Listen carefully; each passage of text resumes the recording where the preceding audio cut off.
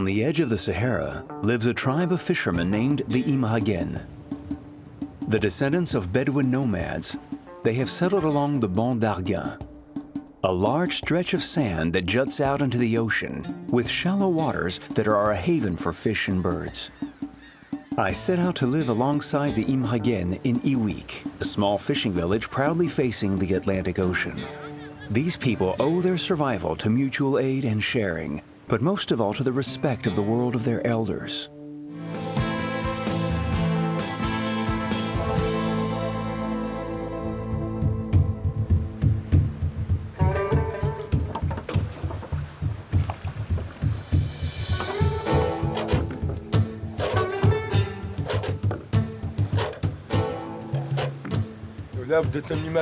There's a lot of wind this morning, so we have to tighten the rope. Here, give me a hand. At nearly 30, Ahmed is one of Iwik's most renowned captains. Every morning, as soon as the sun rises, Ahmed and the village men take to the sea.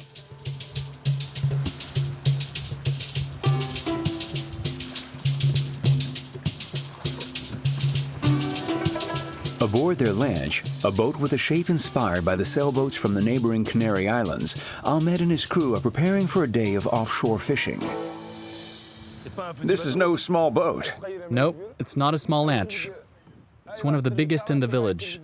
You can carry up to 7 tons of fish on board. And I filled it up before, you know. Hopefully it'll happen again today.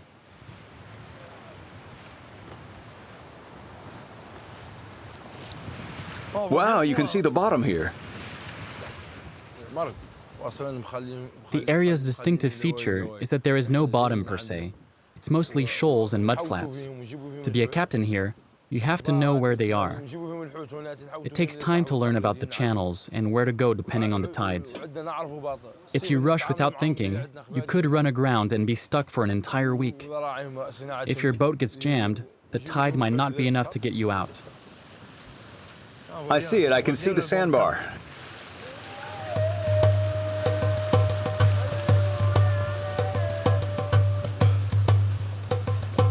Mauritania is a country whose surface is almost entirely covered by the Sahara Desert. With just 4 million inhabitants, it's one of the least densely populated regions on Earth. Stretching over a third of the coastline, the Banc is made up of sand dunes, marshy coastal areas, small islands, and shallow waters. The vast expanses revealed at low tide are visited annually by over 2 million migratory birds from Northern Europe, Siberia, and Greenland.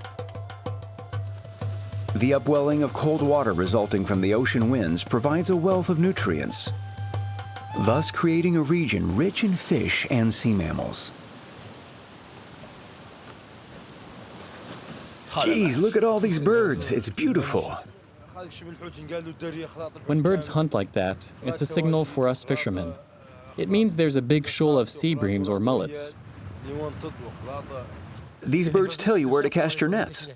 Yes. Look. Unbelievable. But you see, the tide is going down, so the current is strong. If you cast your nets now, you'll lose them. And everyone in the village will laugh at you. Tradition has it that you'll catch more fish right before the calm. Our ancestors taught us that.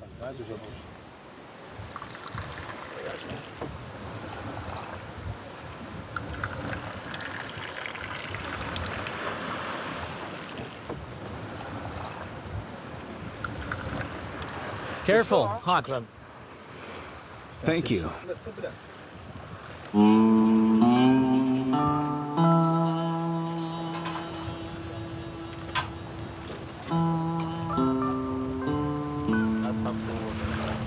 That's Noor.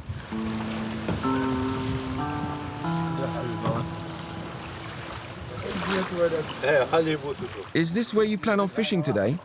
Yes, we're about to cast our nets. We're honored by Noor's visit, the village chief. He's my uncle, but he's also one of Iwik's greatest fishermen. He's the one who taught me, and now he's trying to see if I can become a great fisherman. You know, even with my experience, there's always something to learn from the elders.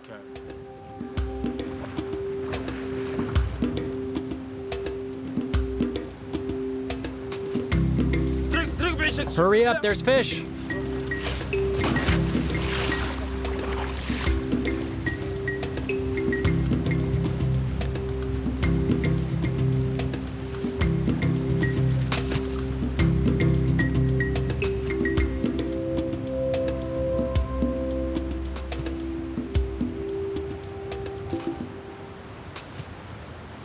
They circled them between two banks at low tide, creating some sort of corridor.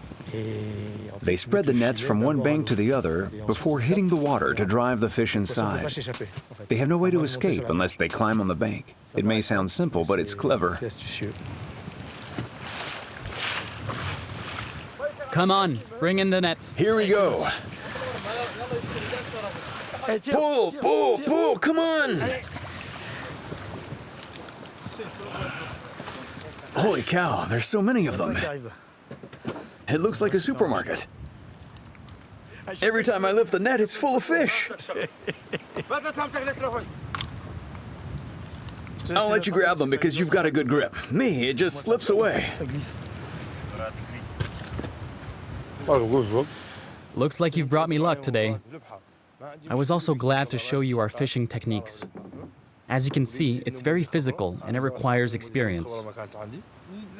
Now I just hope Noor will be happy too, and that I followed the principles of his teachings.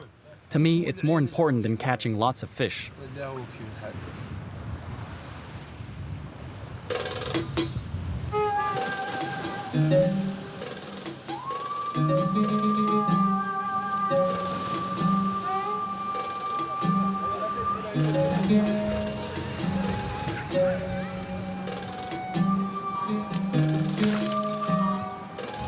Back in Iwik, the whole village has gathered on the beach.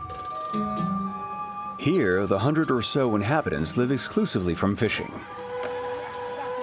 Every night, the fish is sold to fishmongers to be transported throughout Mauritania. This trade is the Imraguen's main source of income.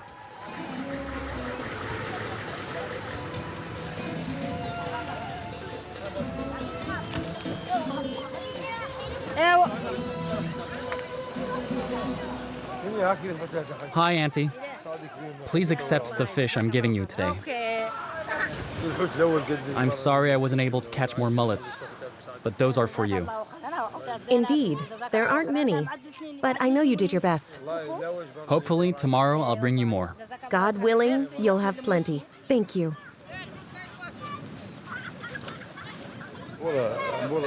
You see, every day we sell our fish, but we also share it with the community. It's very important for us to give to those who don't go fishing. The poor, the women, and children must also benefit from the riches of the sea. You do this every time you return from a fishing trip? Yes, every day is the same. We give away part of our catch. Whether it was good or not, we have to share. It's an ancestral tradition that helps us feed the entire village. It's not about money. Anyone who needs it can come here and get some fish. And then we women prepare the fish to be eaten or sold.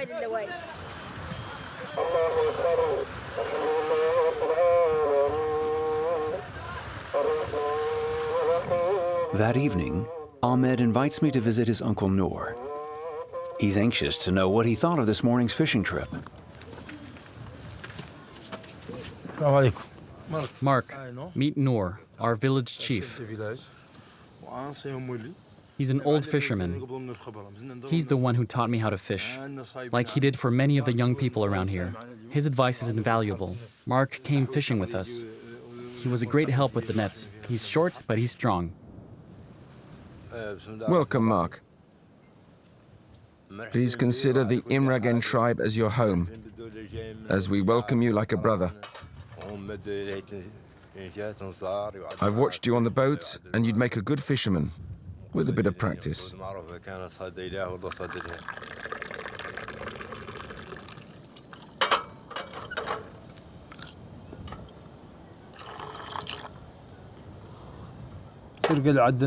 After seeing us today, what did you think of our fishing? I noticed that you started from the north of the cove, which is a good fishing spot, since the fish get wedged between the banks.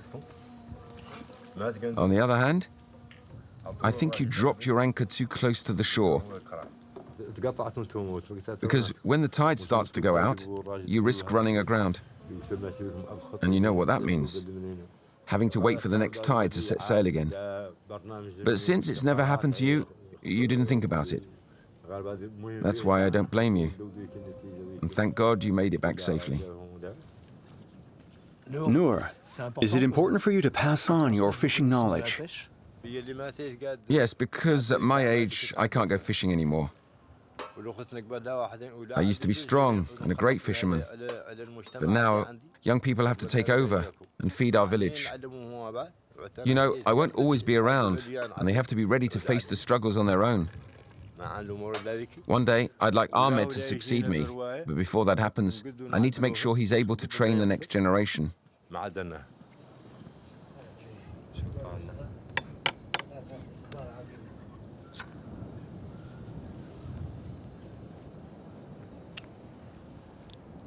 Mark, if you want to come with me tomorrow, I'll teach you our fishing techniques. I'd love to. Meet me in the afternoon. All right. Okay.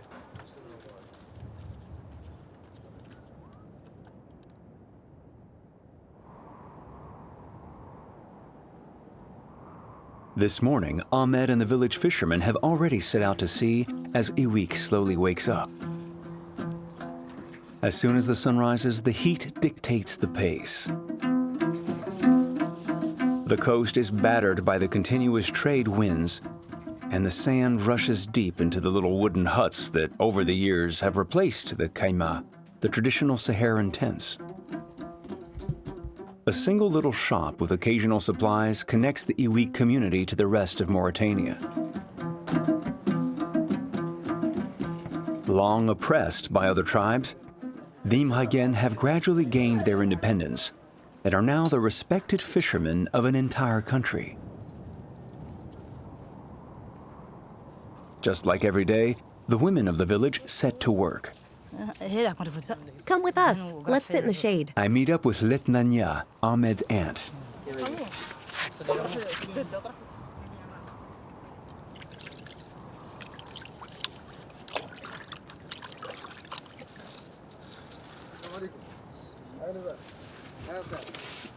Can I help?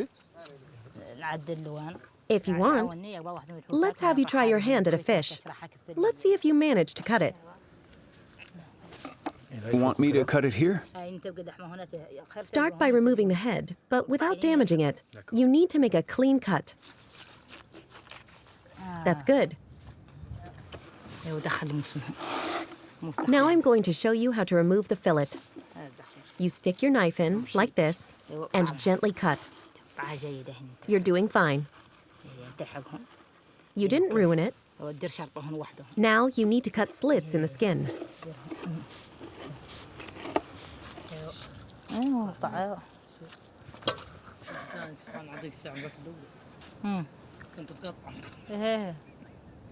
What is that for?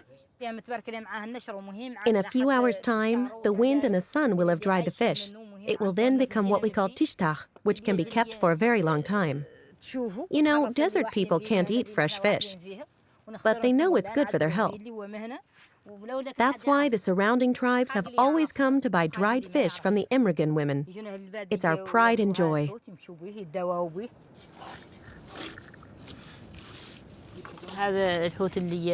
When it comes to work, we're equal to men. Everyone has a complementary role. The men bring in the fish, and we prepare it.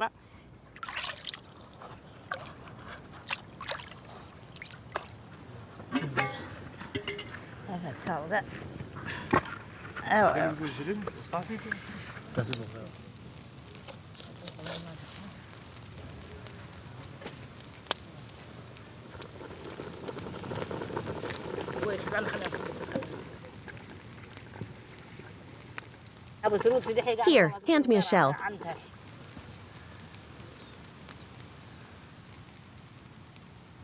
Oh, I see. So it's the heads that release the oil. Yes, mullet heads are very rich in oil. As we boil them, the oil settles on the surface of the water and we collect it. Once recovered and cleaned, we can sell this oil or give it to our loved ones.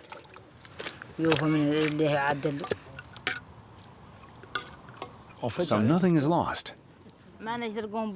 Yes, especially since this oil is a real treasure that's highly popular. If you drink it for 40 days straight, you'll regain your strength and be cured of your illnesses.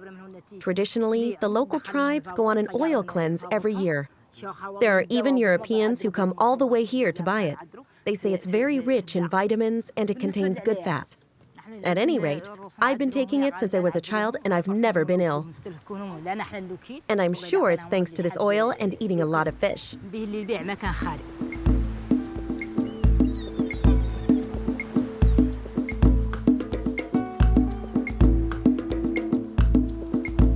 On the outskirts of the village, the low tide gives us a glimpse of the mud flats and channels crisscrossing them. This is where Noor decides to teach me the basics of traditional fishing. We're going to cast the net down by the water. Over there? Yes, you have to set it upstream so that the fish can't escape. Hurry up and spread the net and tie it at the end. Give in the end. Quick. See, I told you to hurry. At this rate, all the fish will escape. Here. Now you're going to hit the water to drive the fish out of the silt. You need to start at the highest point and follow the current.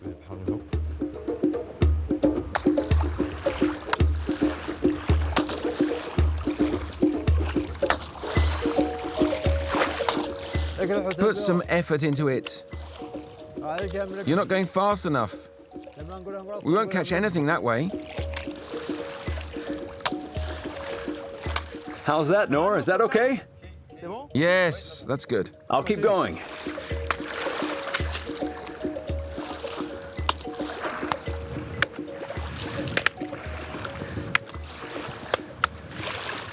It's physical, isn't it? In my day, that's how we used to fish. We would cast dozens of nets at low tide, and all the village men would hit the water at the same time. We didn't have as many boats as we do today. But nowadays, there isn't much fish left close to the shore. And as you saw before, we have to go out to sea to find some. So to be a good fisherman, you also have to be a very good sailor.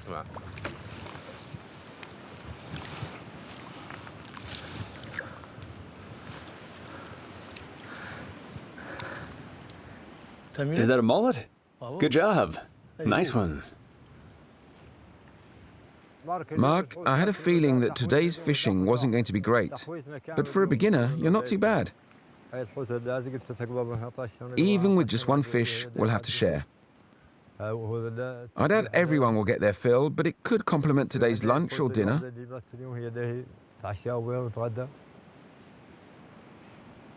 This afternoon, Noor has decided to show me another aspect of the Imraguen. We leave the village of Iwik and head to the desert. The sand is scorching hot and the sun rays are at full blast. We're going to be walking for a long time. You need to cover yourself up. I just don't know how.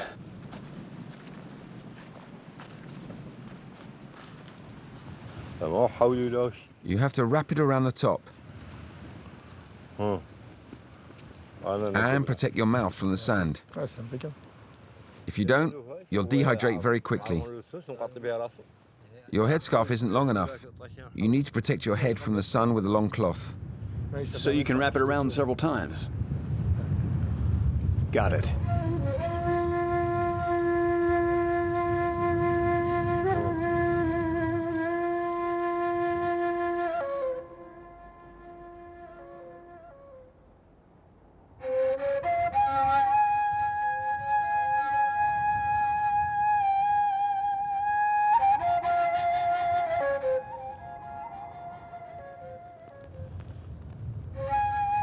Noor and his family's camp is located in the middle of the sand dunes.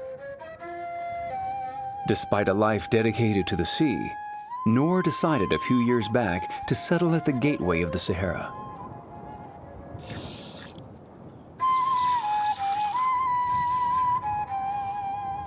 Thank you. It's our tradition to drink milk after walking. It's very important. Milk gives you strength. Yes. You know, not so long ago, we didn't have cars to get around. And the local people had to walk an entire day to visit a relative's camp. Because although we're fishermen, we've never lost sight of the fact that we're also desert people.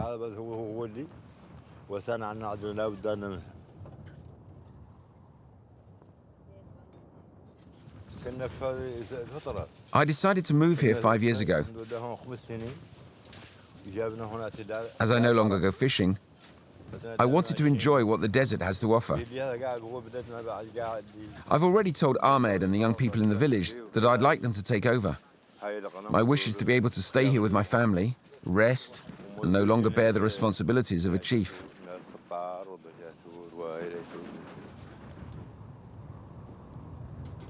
Are these all your goats? Goats are important here. They're a source of wealth. In the village, we live off the fish, and in the desert, the goats sustain us.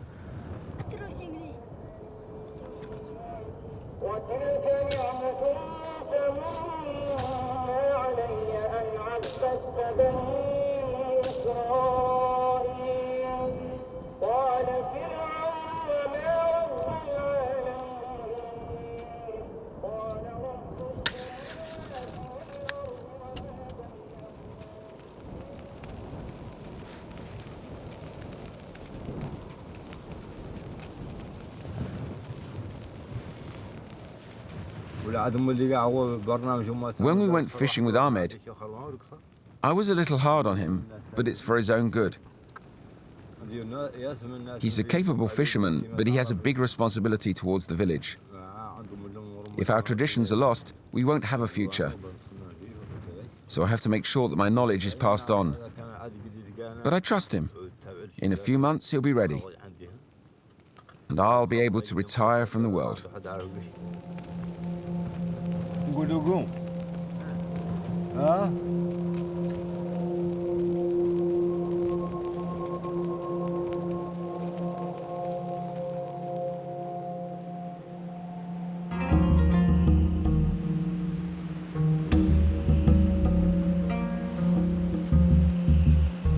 Before leaving, Ahmed insisted that we sail out to sea one last time.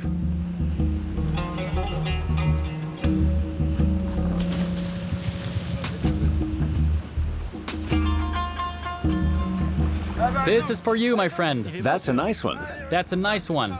It's our lunch.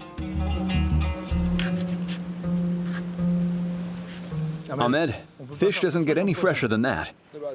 Life as a fisherman is tough, but it has its rewards.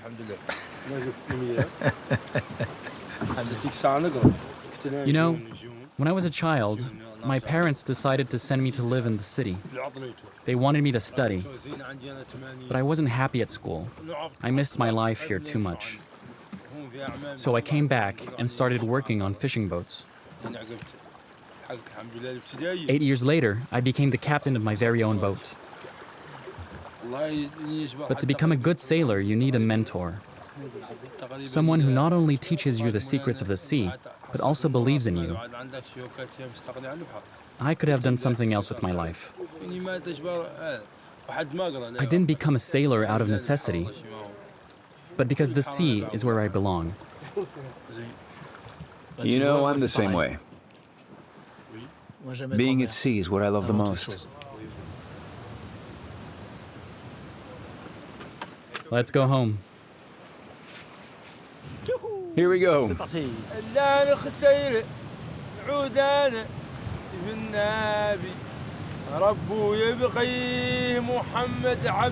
By sharing Ahmed's and his family's daily life, I discovered captivating people who live on the fringes of the world. Lost between the vastness of the desert and that of the sea, the fate of the Imraguen people relies entirely on their ability to communicate, as well as on the relationship that unites the elders and the new generation of desert fishermen.